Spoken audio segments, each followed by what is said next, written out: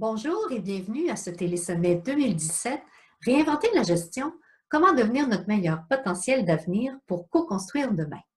Ce télésommet a pour objectif de vous faire découvrir différentes façons de percevoir, de penser et d'exercer la gestion qui soient rassembleuses, stimulantes, valorisantes, propices à l'amélioration continue et à l'innovation et qui permettent de résoudre des situations complexes et de bâtir ensemble un avenir durable et responsable.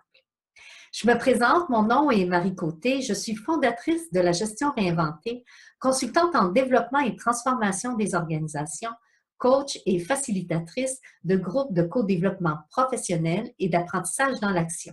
Je suis aussi auteure du livre La gestion réinventée, l'avenir est entre vos mains, paru aux éditions JFD en 2016 et préfacé par Céline Bareil, professeure titulaire à HEC Montréal. Sans plus tarder, il me fait grand plaisir de vous faire découvrir un de nos invités du Télésommet 2017. Je vous souhaite un très bon visionnement. Aujourd'hui, il me fait grand plaisir d'accueillir M. Bruno Jarosson. Bruno est directeur associé chez DMJ Consultants, cabinet de conseil en stratégie d'entreprise qui intervient sur la totalité de la chaîne de décision, stratégie, organisation et action.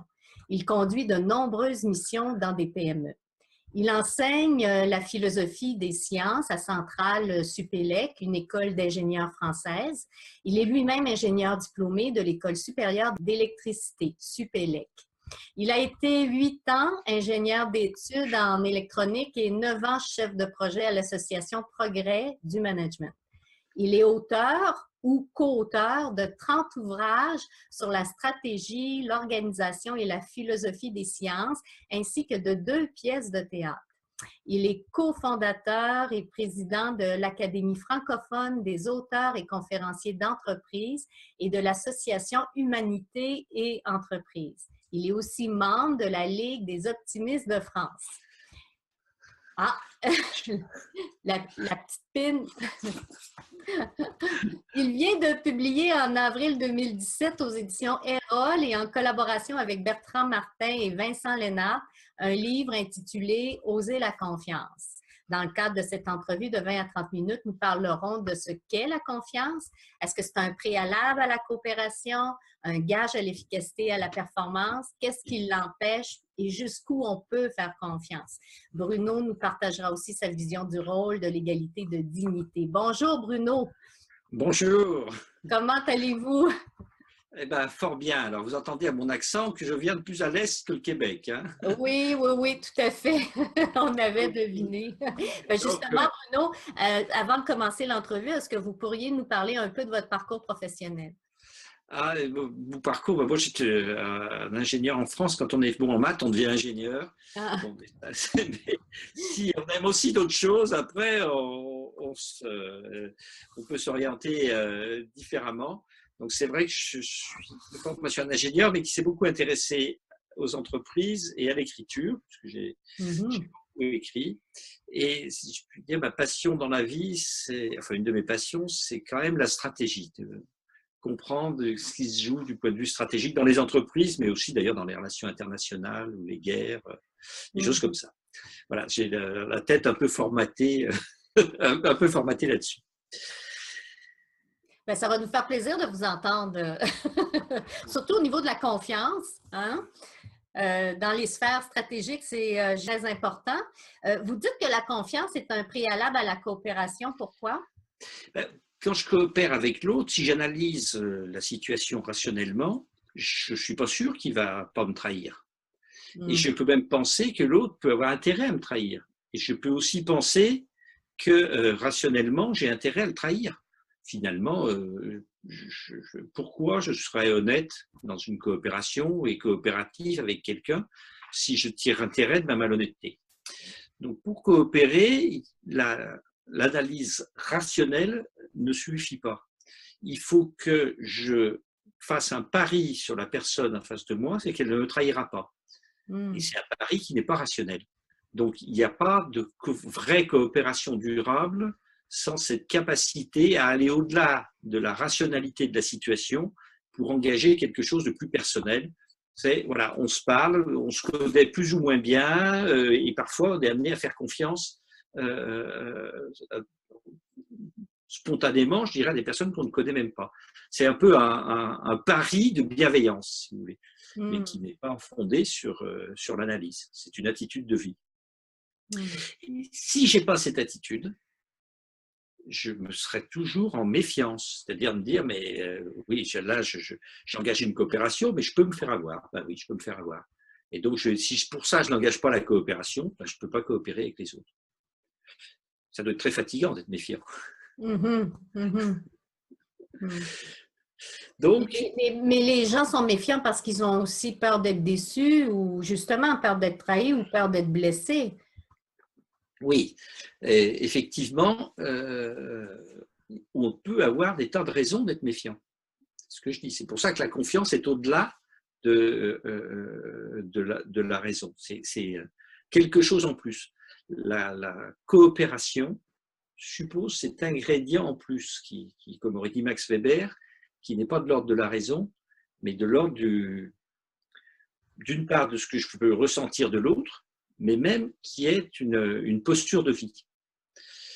Et effectivement, si je reste bloqué sur la peur d'être déçu, eh ben, je ne ferai rien avec les autres. Et parce que si je fais toujours confiance aux autres, un jour, je serai déçu. Mais moi, ma thèse, c'est que la peur nous rend idiots. À la fois, c'est une émotion, je dirais, naturelle, que tout le monde éprouve, mais si nous guidons nos actes, nos décisions par la peur, nous ne prendrons pas de très bonnes décisions. Et d'ailleurs, il y a un moyen infaillible de rendre une personne inintelligente, c'est de la stresser, de lui faire peur. Plus vous faites peur aux gens autour de vous, plus vous obtiendrez des comportements inintelligents. Et ô combien c'est vrai avec les enfants. Si on leur fait peur, si on les menace, si on leur explique qu'il faut avoir peur de tout, on ne va pas les rendre autonomes, on ne va pas les amener à exploiter leurs capacités. Donc, les gens qui avanceront dans la vie. Il y a une façon absolument très efficace de rendre une personne inintelligente, c'est de la stresser. Et donc, dans le fond, ce que vous dites, c'est que faire confiance, c'est un gage d'efficacité puis de performance. Alors, en tout cas, de performance collective, si vous voulez.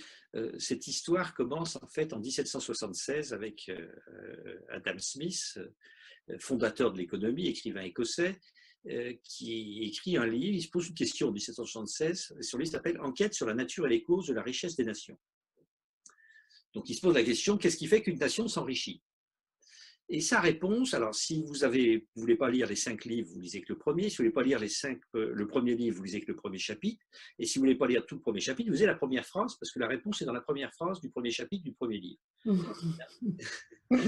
Adam Smith, dans cette première phrase, dit « La richesse des nations est due à la division du travail ». C'est-à-dire que nous, les uns et les autres, nous sommes bien conscients que notre travail, ce que nous savons faire, n'a pas de valeur en soi si les autres ne coopèrent pas avec nous. Einstein disait, c'est une phrase très intéressante, il dit « Je sais pourquoi il y a tant de gens qui aiment couper du bois, c'est une activité dont on voit tout de suite le résultat. » Mais à part cette activité-là aujourd'hui, quand nous travaillons, si les autres ne coopèrent pas à notre travail, on n'en verra jamais le résultat. Donc, nous sommes tous engagés dans cette idée, il faut que je coopère avec les autres pour que mon travail prenne de la valeur. Et ceci est la conséquence de la division du travail des grandes organisations, enfin bref, de ce qu'a dit Adam Smith en 1776. Avant, l'artisan qui faisait des charrettes, il n'avait pas forcément besoin de beaucoup coopérer avec les autres. Donc, il se posait moins de problèmes de confiance. Alors, comment je mets en place cette coopération avec les autres qui va donner performance et efficacité?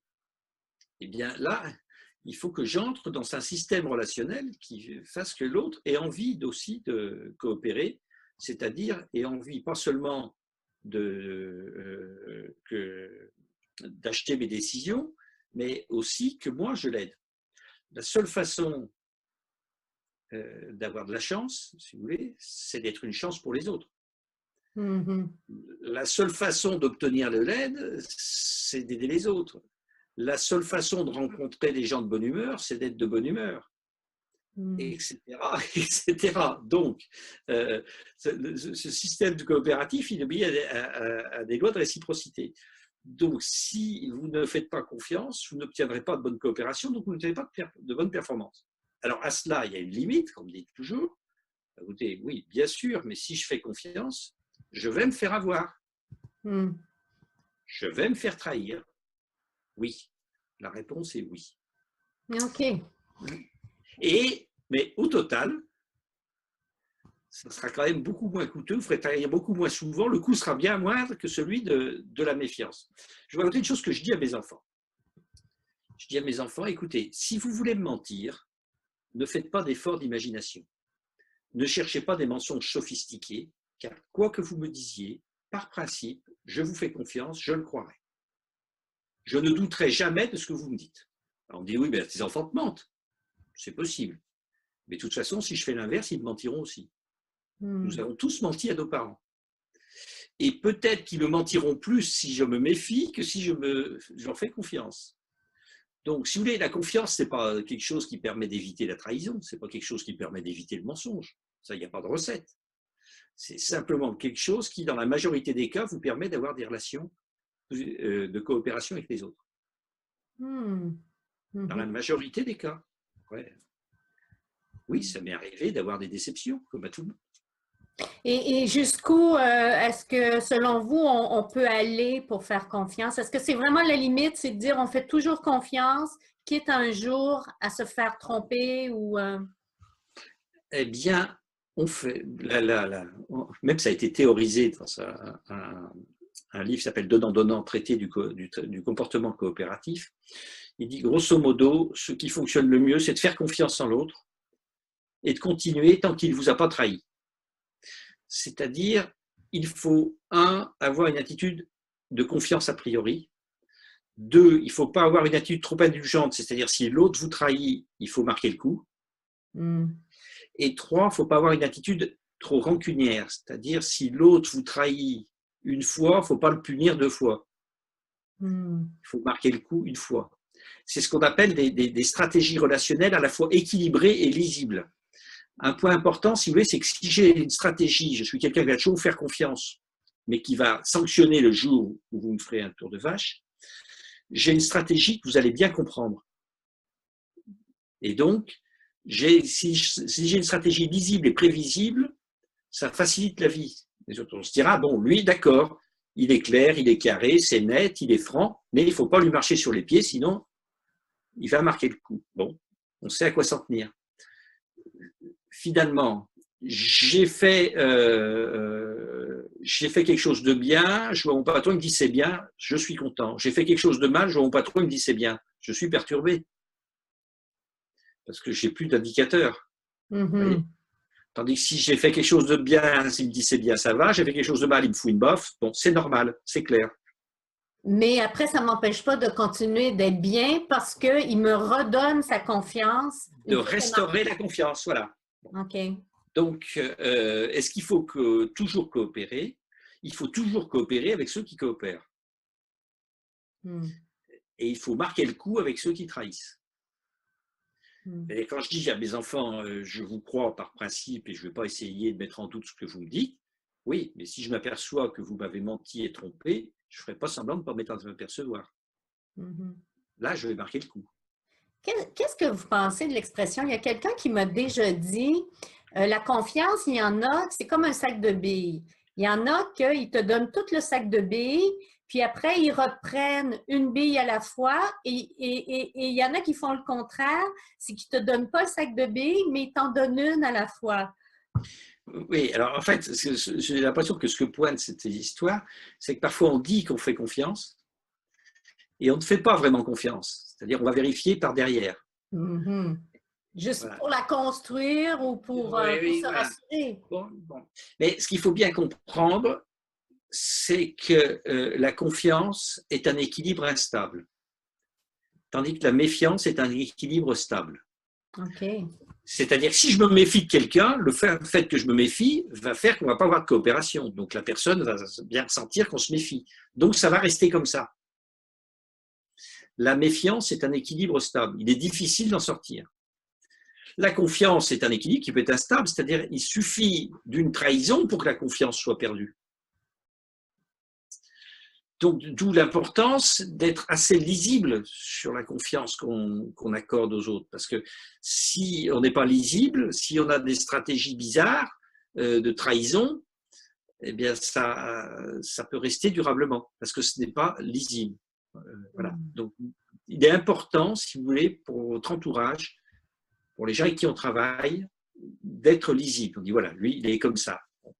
On sait, il ne fait pas de cadeaux, mais c'est clair, quoi. Me semble-t-il. Est-ce que la confiance exclut le pouvoir? Alors, ça, c'est un débat. J'ai organisé au mois de janvier à Paris une soirée sur le pouvoir rend-il fou. Pardon, j'ai pas bien entendu. Le pouvoir rend-il fou? Ah, OK. Et ça se passait dans une entreprise qui s'appelle Hervé Thermique. Et un des dirigeants de cette entreprise qui présentait cette expérience disait « L'objectif de cette entreprise, c'est l'abolition du pouvoir. C'est qu'il n'y ait pas dans l'entreprise de relation de pouvoir. » Il expliquait comment l'entreprise était organisée pour qu'il n'y ait pas de relation de pouvoir. Eh bien, ça m'a interpellé parce que il présentait sa marche. Il me semble que ce n'est pas très extrapolable. Il me semble effectivement que les entreprises ne sont pas des démocraties. C'est-à-dire que à la fois des gens font un travail, sont payés pour, on vend des produits à les clients, donc on y véhicule de l'argent. Et l'argent est un véhicule du pouvoir. Donc, quand les gens me disent, bah oui, notre entreprise n'est pas démocratique, oui, le contraire m'aurait étonné. Il y a des relations de pouvoir, mais ces relations de pouvoir, d'abord, ne conditionnent pas tout. C'est-à-dire que quand je veux, je sais pas, quand je veux que ma secrétaire, mon assistante tape un rapport, ça se fait plus maintenant. Enfin bon, je ne vais pas lui dire, vous faites ça, sinon je vous vire. Vous voyez, des espèces de relations de pouvoir totalitaire. Pas du tout. On est plutôt dans essayer de mettre en place une coopération douce. Il n'en demeure pas moins, il ne faut pas le nier, c'est qu'une des raisons pour lesquelles les gens dans les entreprises font ce qu'on leur demande, c'est quand même qu'ils sont payés pour. Donc le véhicule du pouvoir n'est pas absent. Donc je n'imagine pas un système économique fonctionnant avec des organisations dans lesquelles on aurait aboli toutes les relations de pouvoir, même s'il y a une expérience qui semble aller dans ce sens. Il me semble que ce n'est pas une expérience, ce n'est qu'une expérience et que ce n'est pas très extrapolable. Bon. Ça, c'est une chose. Donc, est-ce que la confiance exclut le pouvoir? Non, je ne crois pas. Mais je pense que justement, dans ces relations sur lesquelles il y a un arrière-fond de pouvoir, ce qui va jouer sur la performance, mais aussi sur le bonheur à vivre dans ces organisations, tient beaucoup aux relations de confiance qu'on arrive à avoir ou pas. Dans ces relations de pouvoir, là aussi. Oui, oui. Bien qu'il y ait des relations de pouvoir, on peut avoir plus de performance et plus de bien-être. C'est quand même très important de savoir que les gens vivent bien au travail. Ça dépend beaucoup du degré de confiance qu'on saura mettre. Et c'est un peu ce que raconte l'expérience du livre, d'ailleurs, Oser la confiance. Et il y a la confiance aux autres, mais il y a la confiance en soi aussi. Est-ce que vous abordez ce thème-là? Non, il n'est pas abordé dans le livre. Il est pourtant très important, puisque finalement, dans la vie, on n'a pas d'autre choix que de se faire confiance. On n'a pas le choix. Non. Et c'est un peu ballot. Je vais vous dire quelque chose d'un peu personnel. C'est un thème dont on me parle parfois et qui ne m'a jamais beaucoup intrigué. Parce que j'ai l'impression de ne pas avoir été trop assailli par le doute. C'est-à-dire quand je fais quelque chose, je pense que ça va être bien. OK. C'est très fade de dire ça, mais je me dis pas, je vais rater. C'est pas partie de mes pensées. Si je fais, oui, ce soir, on discute, je n'ai pas pensé que je ne saurais pas faire. Voilà. Quand il y a des choses que je sais pas, je pense que je ne sais pas les faire, je ne vais pas les faire, quoi. OK. Dites-moi, vous parlez du rôle de l'égalité de dignité. Qu'est-ce que c'est? Oui. Alors, si vous voulez, c'est un thème qui me tient beaucoup à cœur. Je cite l'exemple dans le livre, quelque chose qui est raconté par Abel Gans dans ses mémoires. Abel Gans, donc le cinéaste qui a fait ce fameux livre sur Napoléon. Et je trouve cette histoire fascinante. Voilà, il raconte que pour tourner le film, il a embauché des figurants pour faire les armées. Donc des milliers de figurants, puis il aura des uniformes. Il y en avait des uniformes de Prussiens, d'autres de Russes, d'autres d'Anglais, d'autres de Français. Bon. Et puis il y en avait qui avaient des uniformes d'officiers et d'autres de soldats. Et il s'est aperçu au bout de quelques jours de tournage que ceux qui avaient des uniformes d'officiers prussiens dînaient avec ceux qui avaient des uniformes d'officiers français, mais pas avec ceux qui avaient des uniformes de soldats. Autrement dit, tous ces gens qui étaient des figurants développaient un esprit de caste autour des uniformes qu'ils avaient reçus, ce qui est complètement, évidemment, ridicule. Voilà. Totalement idiot. Mais ceux qui avaient un uniforme d'officier ne voulaient pas déjeuner ou dîner avec ceux qui avaient un uniforme de soldat. Vous voyez, et ça me fait penser quelque chose. Alors, je ne sais pas si au Québec vous êtes aussi touché par ça, mais il y a vraiment, je trouve, dans notre société, quelque chose qui est de l'ordre des oripeaux de la dignité qui vont avec le pouvoir. C'est-à-dire qu'on vit dans des sociétés où il y a des espèces de relations d'ordre, c'est-à-dire chacun sait s'il est grand ou petit, plus grand ou plus petit, vous voyez, chacun sait où il est dans la société, et que ceci va être marqué par des détails qui donnent des inégalités de dignité, que les gens intègrent. Et dans notre fonctionnement en France, je trouve que c'est quelque chose de terrible qui m'énerve énormément. Voilà, quoi. Si vous êtes dans une réunion, le temps de parole auquel vous avez droit est proportionnel au nombre de galons que vous avez. Et donc, tout est. Enfin, tout, non pas tout, heureusement, mais beaucoup de choses tournent autour de cette question. T'es qui, toi, pour parler, quoi? Je suis moi, tout simplement. Donc, ce qui me choque dans ma morale, parce que dans ma morale, chaque être humain, en tant qu'ayant une dignité d'être humain, voilà, il est là, il a la parole autant que les autres. Si vous voulez. Le fidèle autant que le curé autant que l'évêque, et l'évêque autant que le pape. Voilà. Donc, je suis très sensibilisé à tous ces petits détails dans les organisations où on met les gens en inégalité de dignité et ils vont intérioriser ça. Ça me semble très dommageable. Voilà. Donc, effectivement, on a consacré un chapitre à ça parce que c'est quelque chose que j'observe beaucoup. Et j'observe aussi, vous voyez, l'autre jour, j'ai été contacté par une dame. Elle m'a dit, mais ça fait 10 ans qu'on se croise dans des séminaires où on est 200-300 personnes. Je lui ai dit, pourquoi tu n'as jamais dû me parler? Elle m'a dit, je ne sais pas parce que tu as écrit des livres. Et c'est complètement con. Je lui ai dit, et alors, on ne peut pas me parler, je ne suis pas comme tout le monde. Enfin, vous voyez, comme les gens intègrent des trucs complètement débiles, que voilà, il y aurait une inégalité de dignité entre ceux qui ont écrit des livres et ceux qui n'en ont pas écrit. Enfin, ça ne veut rien dire, quoi. Et si on revient au thème de la confiance puis de la coopération, oui. Dans le fond, c'est que pour avoir confiance et travailler en coopération, on ne peut pas vivre des inégalités au niveau de la dignité, comme vous dites. Ben oui, on ne se retrouve pas. Ouais. On ne se retrouve pas. Donc, c'est affreux, ça. Donc, moi, je m'en fous que les gens ils aient des galons, ils aient des diplômes, ils aient écrit des livres, tout ça. Je m'en fous. Tu es en face de moi, tu me parles, c'est tout. Et on parle à égalité de dignité d'être humain. Non. Alors, les Français sont très dans les statuts, hein, donc peut-être que vous n'avez pas ce problème au Québec. Mais peut-être moins, en tout cas, parce que c'est sûr que pour nous, je ne voudrais pas dire de bêtises, mais pour nous, je pense que vous êtes quand même plus catalogués comme des organisations plus hiérarchisées que les nôtres. Oui, c'est possible, je ne sais pas. En tout cas, il y a en France ce point-là. Oui, par exemple, c'est un truc tout bête, hein, mais à Paris, quand je conduis, je fais toujours attention de mettre un costume, une chemise et une cravate. Tu vois, j'avais pas ce soir, mais et c'est vrai que si je suis arrêté que j'ai fait une faute, les policiers sont très déférents. Vous voyez, en général, j'ai pas trop d'ennuis parce qu'ils se disent bon, voilà quoi. Monsieur qui a une chemise blanche, un costume, qui a les cheveux blancs, ça doit pas être un délinquant. On vous juge sur la mine, quoi. C'est débile. Donc, la confiance est un petit peu aussi en lien avec nos paradigmes, nos perceptions de l'étiquette qu'on va donner aux autres.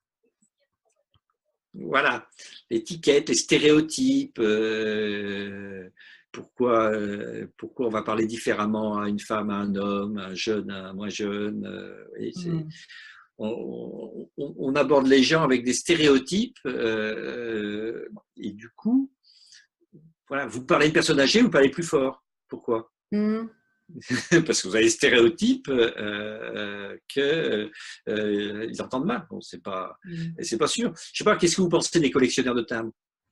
Qu'est-ce que je pense personnellement des collectionneurs de timbres? Ben, qu'ils ont vraiment le sens du détail. Voilà. Mais vous en connaissez? Non, pas vraiment. Non. Vous voyez, donc vous n'avez pas besoin d'en connaître pour avoir un stéréotype dans la tête. Ouais. C'est vrai, vous avez raison. Vous voyez, c'est quand même extraordinaire. Donc, vous ne connaissez pas de collectionneurs de timbres, mais il y a quand même quelque chose qui est rentré dans votre cerveau sur les collectionneurs de timbres. Donc, quand vous allez voir un collectionneur de timbres, ben, je vais m'imaginer que c'est quelqu'un qui a le sens du détail. Oui, c'est vrai. Voilà. Vous allez l'aborder avec déjà une idée sur lui. Oui. Pardon? Oui, vous allez l'aborder déjà avec une idée préconçue. Vous voyez. Oui, tout à fait. Dites-moi, pour les gestionnaires qui nous écoutent, vu que le temps s'écoule aussi, ils travaillent dans des organisations. Vous travaillez beaucoup au niveau des sphères stratégiques aussi, au niveau des stratégies, ce que je comprends. Quels sont les conseils au niveau de la confiance, de la coopération? Qu'est-ce que vous avez envie de leur dire à ces gestionnaires? Alors, sur la stratégie, je peux dire deux choses. D'abord, la stratégie, à la fois, il faut avoir confiance dans ce qu'on fait, mais c'est aussi un exercice de modestie. Il faut être modeste devant les faits. Parce que quand je parle de stratégie devant des publics chefs d'entreprise, ils me citent toujours Steve Jobs, on va faire comme Steve Jobs. Je dis non, soyez modeste. Steve Jobs, il avait peut-être le pouvoir de changer les faits, mais les Steve Jobs, il y en a un par génération. Déjà. Donc, ne vous prenez pas pour Steve Jobs. D'ailleurs, je suis né la même année que lui, donc je ne vais pas me prendre pour lui, puisqu'il a pris la place pour ma génération. Donc, soyez plus modeste devant les faits qu'il ne l'était, parce que tout le monde n'a pas le talent de Steve Jobs.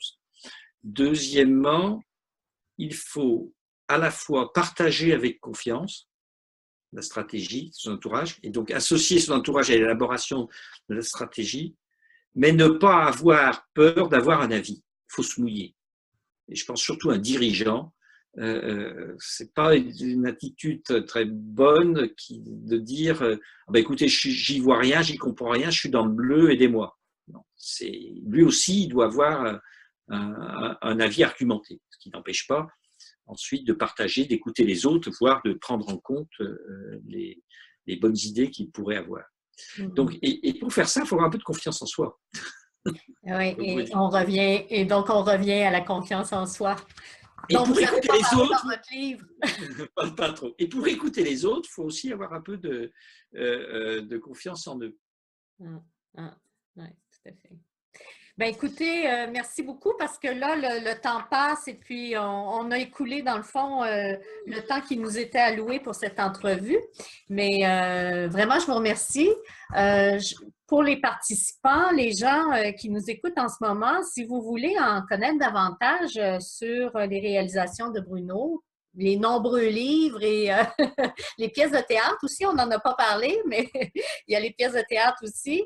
Je vous invite à consulter le site web de DMJ et l'adresse est www.brunojarosson. Alors, Jarosson, c'est JARROSSON.com. Bruno-Jarosson.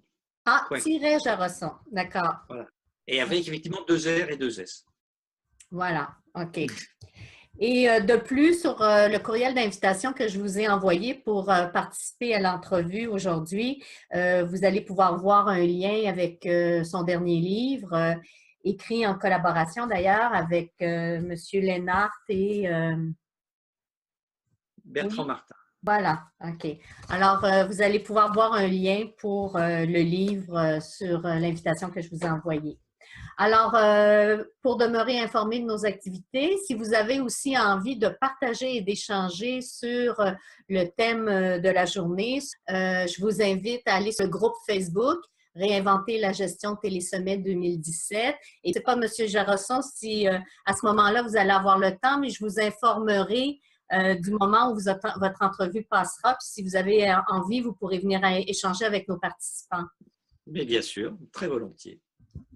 Alors, merci à tous pour l'intérêt que vous avez porté à cette entrevue. Merci pour l'intérêt porté à ce Télésommet 2017, Réinventer la gestion. Comment devenir notre meilleur potentiel d'avenir pour co-construire demain, en espérant vous retrouver dans d'autres entrevues. Marie Côté, fondatrice de la gestion réinventée et auteure. Merci encore, M. Jarosson. Merci Marie, merci à nos amis canadiens.